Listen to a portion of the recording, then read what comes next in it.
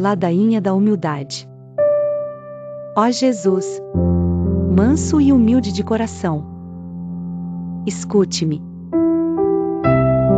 Do desejo de ser estimado, livra-me, Jesus. Do desejo de ser amado, livra-me, Jesus.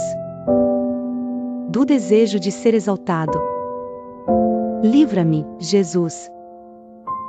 Do desejo de ser honrado, livra-me, Jesus. Do desejo de ser elogiado, livra-me, Jesus. Do desejo de ser preferido aos outros, livra-me, Jesus. Do desejo de ser consultado, livra-me, Jesus. Do desejo de ser aprovado, livra-me, Jesus. Por medo de serem humilhados, livra-me, Jesus.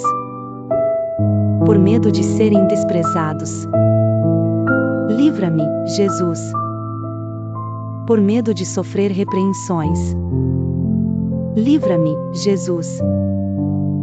Por medo de ser caluniado, livra-me, Jesus.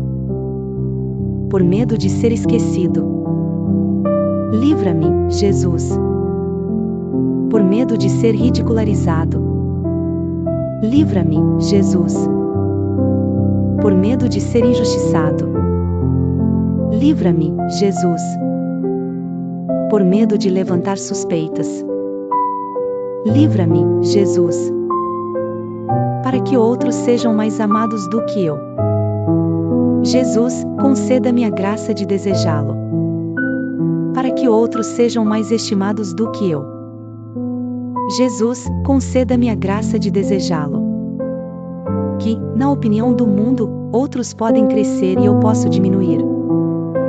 Jesus, conceda-me a graça de desejá-lo. Para que outros sejam escolhidos e eu seja deixado de lado. Jesus, conceda-me a graça de desejá-lo. Para que outros sejam elogiados e eu passe despercebido. Jesus, conceda-me a graça de desejá-lo.